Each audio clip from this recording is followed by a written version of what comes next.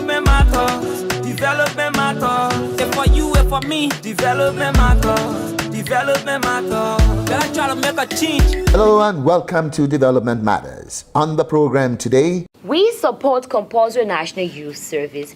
We debate national youth service. We believe volunteerism is far better than compulsion. Should it be voluntary or compulsory? Teammates are saying compulsion is not a way forward to contribution to one state. Also on the program, we continue our series on young Liberian entrepreneurs who are making a difference. We purchase rice from local farmers in Liberia. Then in our Historicana segment, we continue our focus on youth by looking at how, by today's standard, our early leaders were in their youth when they made their mark. But we begin with our debate on National Youth Service as we now join our moderator on Let's Debate It. Hello and welcome to Let's Debate It on Development Matters. I am your moderator, Helen Plinser-Duo, founder and owner of Meaning Clinic. As you may know, Liberia has a large youth cohort with young people under the age of 25, accounting for 60% of the population.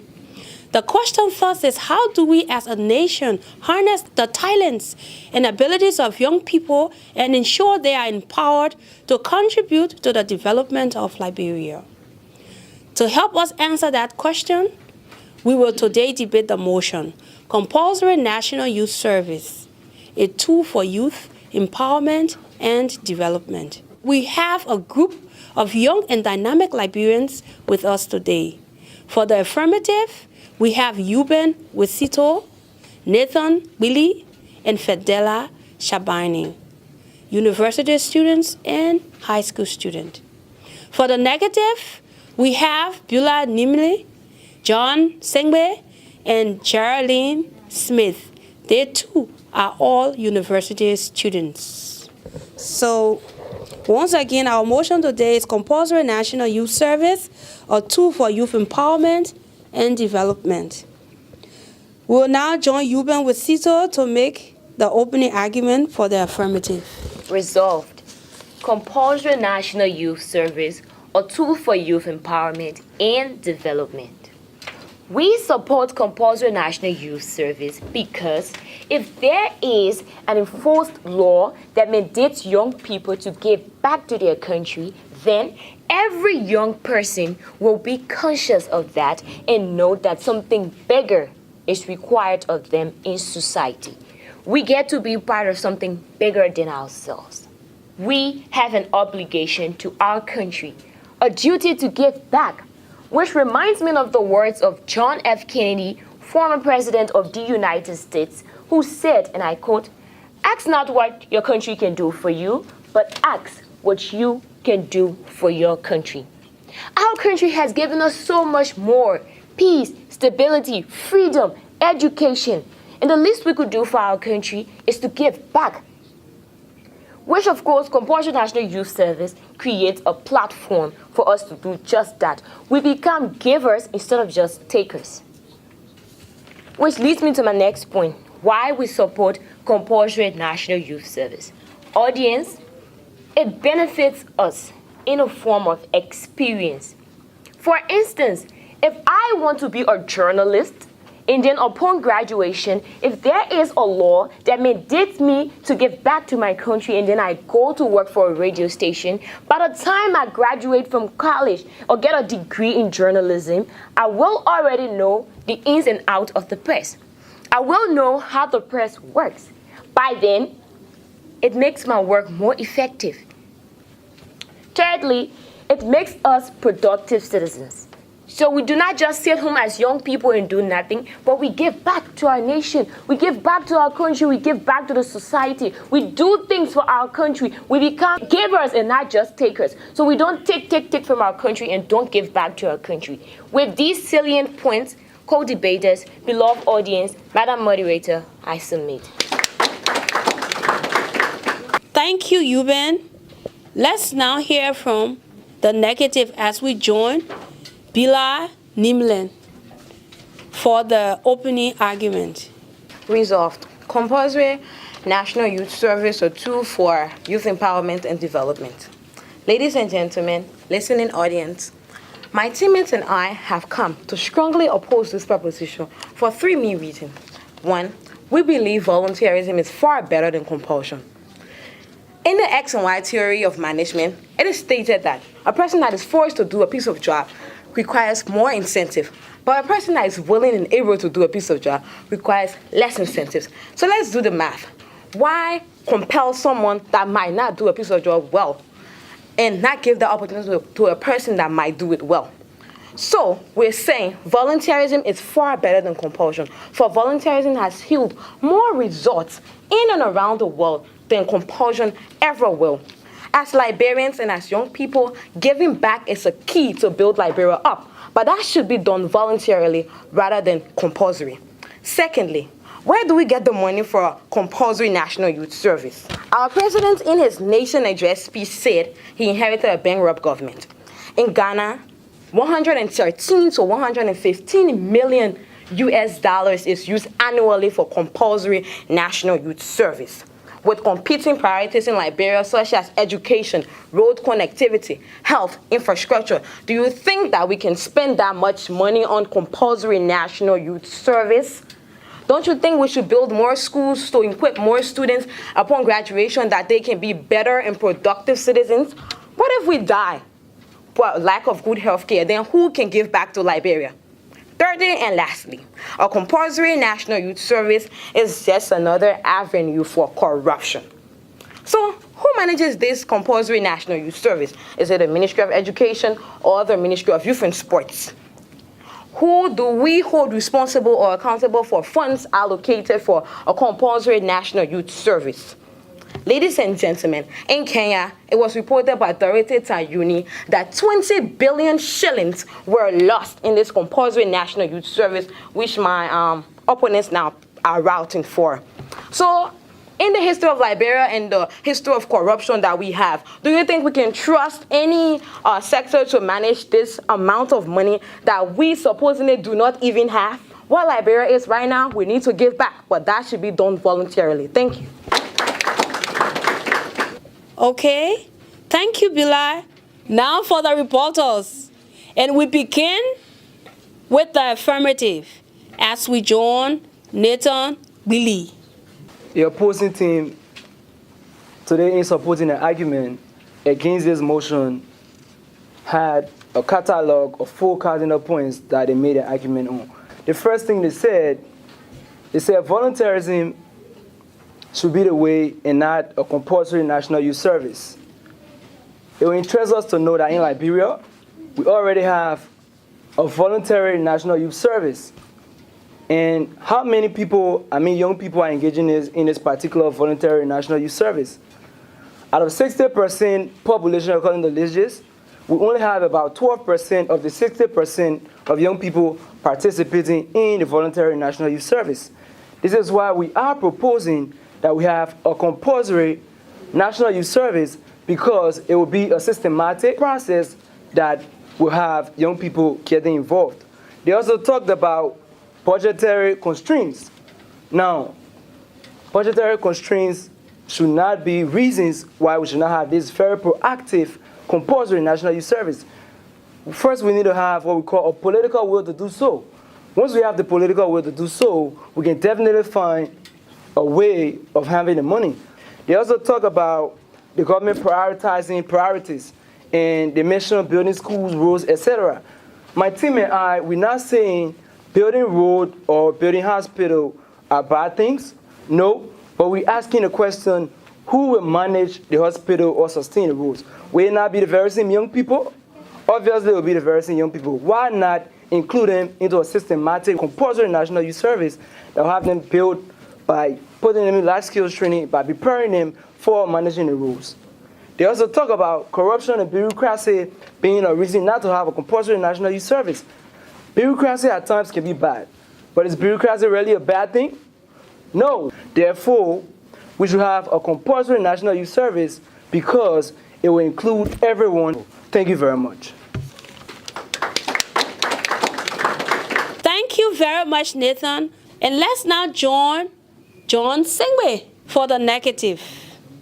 an attempt to compel one into doing any activity, even if that is a benefit to himself or herself, is a violation of his or her liberty.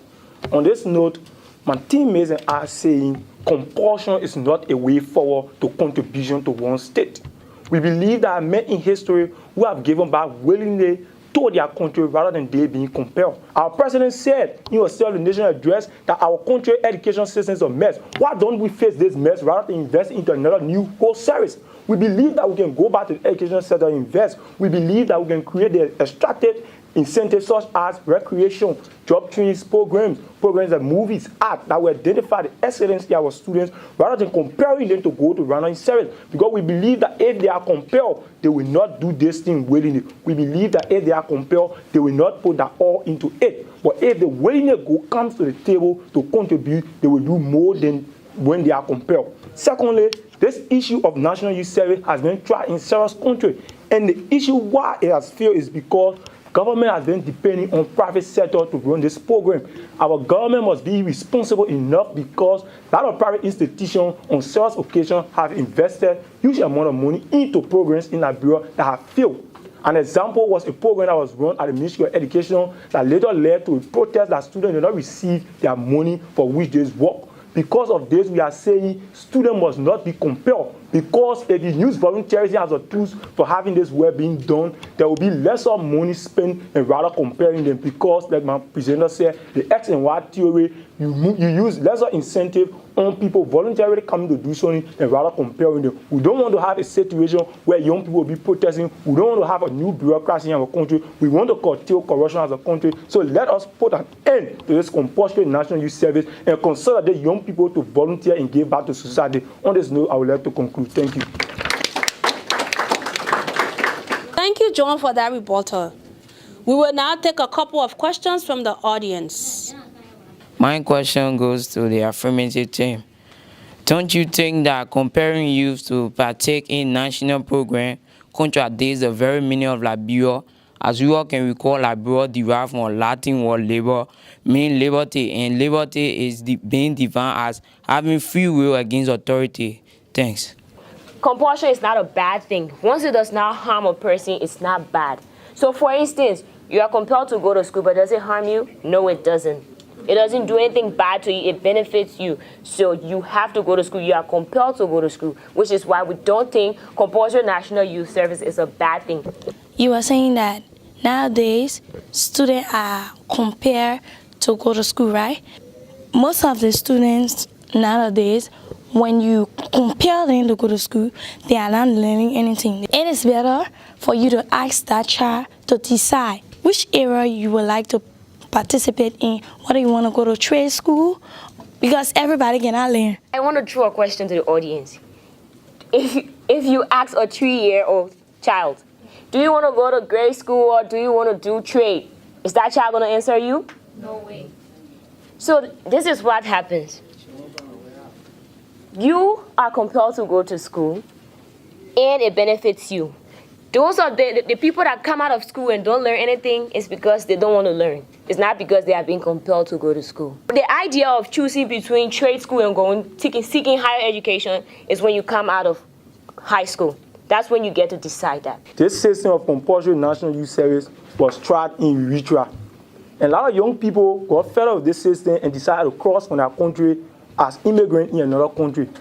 Presently, we don't want our young people running away from Liberia to another country because they are being compelled into a system that they don't desire to be into. It's not about pushing you. It's not a bad thing. We're not forcing you for them to pick you up one morning and put you in a truck and say, hey, you got to go to the Ministry of Education and work. It's not what we're talking about. We're talking about creating incentives. We're talking about creating attractive avenue for people to choose. If I want to be a doctor, okay, I want to be a doctor. I'll go to the hospital and work there. Okay, I want to be a journalist. I'll go to the radio station and work there. Okay, I want to work at the Ministry of Education. I'll go there and work there. That's what we're talking about. We're not talking about doing anything else. JFK once said that human mind is the best resource, our fundamental resource. So you don't need to give them money, but you can give them money and give them training. And this is why the compulsory national youth service offers. And the issue about Eritrea, people leaving Eritrea to go to Europe, You are all aware that in Africa here, we run away to go to other countries. And it is not because of compulsory national youth service. We go there to see greener pasture. Looking at our society today, we have a lot of youth that are very, I'm sorry to say, useless to the society. So if you are saying compulsory national youth service is not okay for this country, don't you think this service will open job opportunities for the youth? Because after you've served, that means you are experienced. We are not against national youth service. We were against compulsory national youth service. We're saying people volunteer. If you volunteer, you put your heart and your mind more than when you are compelled to do something. So the government should create an environment. The government should give us job trainings. The government should give us career program. The government should create recreation so that we as young people will be inclusive in this one big Liberia we have and contribute what we have as young people. Thank you. If our government prioritize national youth service, I really want to know at the end what will become the improvement of our government. The government can benefit when they've impacted into your future, when they prepare you if you want to be a doctor, and then they include you in the National Youth Service Program. You will start to have the experience from now, and then when you've graduated from university, you will already be ready and you have the job experience. And then you will save lives. So the government will not only benefit, but you will benefit, and Liberia will benefit a lot. Thank you very much. Thank you. Now, for closing arguments, we begin with Fadela Shabani, who will close for the affirmative. Fadela? My presenter said that we have an obligation to our country. And I'd like to say, yes, we do have an obligation to our country. Do you know how? Here is it. As young people, if we graduate from high school, don't you think that if we know that we have an obligation to our country, we will know that something big rests on our shoulders?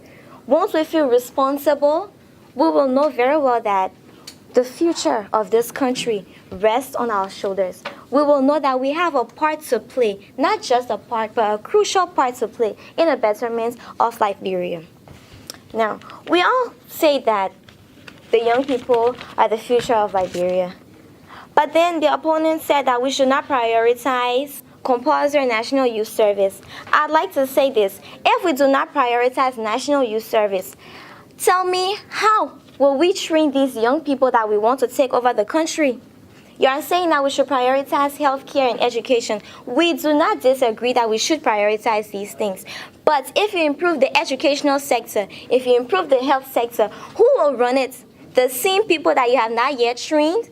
Where will we head to? The same message system, right? Now, there is a voluntary youth service. Youth covers 60% of the country, but now seeing that we have this voluntary service, we are not really getting anywhere. So please concur with my house and say that yes, compulsory national youth service is important and is a tool for youth empowerment and development. Thank you very much. Thank you very much, Fadela, for a very convincing closing.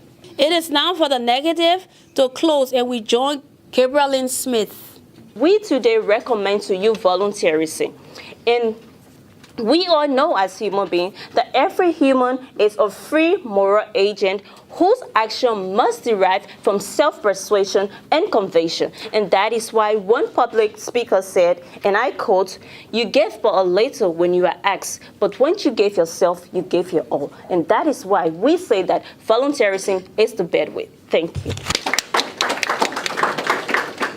Let's now see where the audience stands after listening to our wonderful debaters. By a show of hands, let's see who's for the affirmative. So can you please lift your hand? That's 1, 2, 3, 4, 5, 6, 7, 8, 9, 10, 11, 12. Anybody else? Okay, so we have 12 that are for compulsory youth service, national youth service. Now we want to know how many persons are against national and compulsory national youth service. Oh wow. So we have 1, 2, 3, 4, 5, 6, 7, 8, 9, 10, 11, 12, 13, 14, 15, 16, 17, 18, 19, and 20. Well, That's it for us today on Let's Debate It on Development Matters. I've been your moderator, Helen Plinser Duo. Thanks to our debaters and thanks to you all of our audience for tuning. Goodbye, everybody, and we'll see you next time on Let's Debate It on Development Matters. This is Development Matters. When we come back, we profile a young Liberian who is making his mark in the rice sector.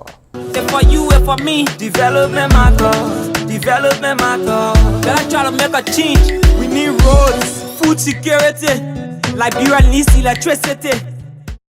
Welcome back to Development Matters. And now for profile, we present Fabio Lavelanet, a young entrepreneur leaving his footprints in the rice sector. I am the CEO and one of the founders of Fabrar Liberia Incorporated. Fabrar is a rice processing company. So what we do is we purchase rice from local farmers in Liberia. We process that rice, package the rice, and sell it on the local market. We're now looking to expand into export ventures. We take on a lot of the roles along the value chain in terms of sourcing the rice, transporting it, preparing it into a finished product, and making that product available for customers in Liberia and internationally. We can do about 3,050 kg bags of rice a month. This is Development Matters. We'll be back in just a moment. Be wise, you must open your eyes. Don't follow somebody because you see that when they cry. If I would know, it nothing stop. Welcome back to Development Matters. And now for Historicana, we take a look at, well, our very youthful early leadership. Liberia defines youth to be those between the ages of 15 and 35. By that definition, many of our national leaders were youth when they made their mark. Take, for example, our first president, Joseph Jenkins Roberts. He was 30 when appointed vice governor of the then Commonwealth of Liberia in 1839. 2 years later, when Roberts was 32, he was named the first black governor of the Commonwealth. When he finally became president in 1848, he was only 39. In fact, the leadership of early Liberia was a youthful one. Stephen Allen Benson, our second president, was a youthful 30 when he began to serve as Roberts' vice president in 1850. Edward Wilmot Blyden was one of our greatest leaders who never became president. He was a young trailblazer in many ways. Only 18 when he arrived in Liberia in 1850 from what is today the U.S. Virgin Islands, Blyden was a young 29 when he became professor of Latin and Greek at Liberia College, now the University of Liberia, which he would eventually serve as president. By 1832, when he was just 30, Blyden was named Secretary of State. Hillary Richard Wright Johnson, a contemporary of Blyden, also became Secretary of State at a relatively young age, 33, before going on to become Liberia's 11th president at 43. Even outside of politics, our early leaders made their mark at pretty young ages. Daniel B. Warner would become our third president when he was 39 years old. But when he was 32, he had penned the stirring lyrics to our national anthem, All Hail Liberia Hail.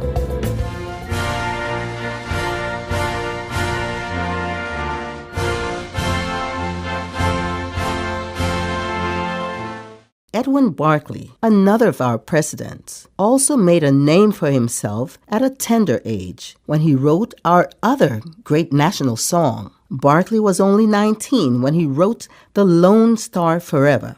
The Lone Star forever, the Lone Star forever, oh long may its floor over land, over sea. Barclay also served as Secretary of State when he was only 32, before going on to serve as president in 1930. Barclay's cousin, Arthur Barclay, who would become the 15th president, was only 20 when he served as private secretary to President J.J. Roberts in 1874.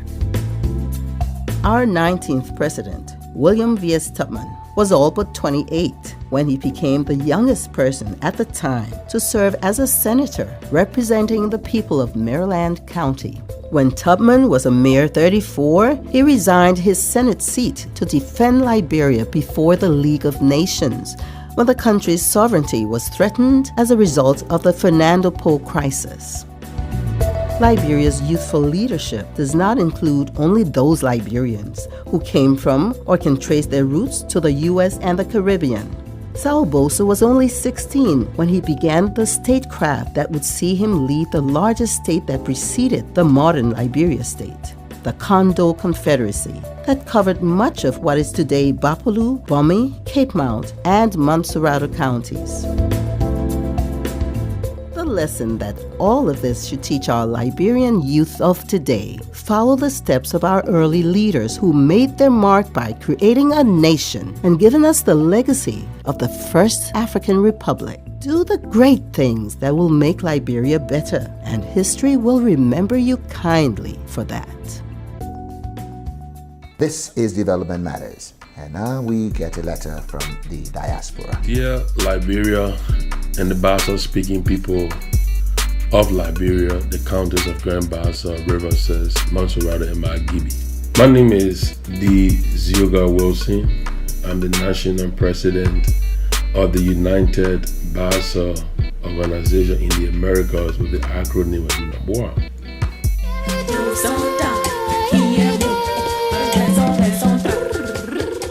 UNIBOA, like many diaspora organizations, is concerned about the health and educational sector of our country. That is why over the years we have contributed immensely to both sectors. We provided education for students to go to school at various colleges in Liberia, the University of Liberia, the United Methodist University, Grand Bassa County Community College, and Mother Patton College of Health Science. We provided educational and other materials to schools in Grand Bassa and Rivers counties. UNIBOA is undergoing a project in Gillitan, Rivers County, where we are constructing a maternal waiting home to cater to the medical needs of women who are pregnant, because it takes a woman to travel by foot on average 2 to 3 hours. This maternal waiting home provides an opportunity for a woman to come to the home and be there prior to giving birth to a child. We also send a shipping of medical supplies and equipment to Liberia, and 5 medical institutions benefited. The DC Metro chapter is undertaking this project that will have a facility for training, facility for doctors and nurses to be on campus, a maintenance facility, and various medical components that will help the people. Our presence in the diaspora means a lot to us. The plight of our people means a lot to us, and that is why we will continue to provide the needed assistance to our people in the area of healthcare and education. As we move forward, UNIBOA will continue to provide those services. Thank you all. Sincerely yours, Zeogar Wilson, National President of UNIBOA. Development matters. Development matters. Well, that's our program for today. Thanks for tuning in, and we'll see you next time on another edition of the program. So long, everybody. Development matters. Development matters. If for you, if for me.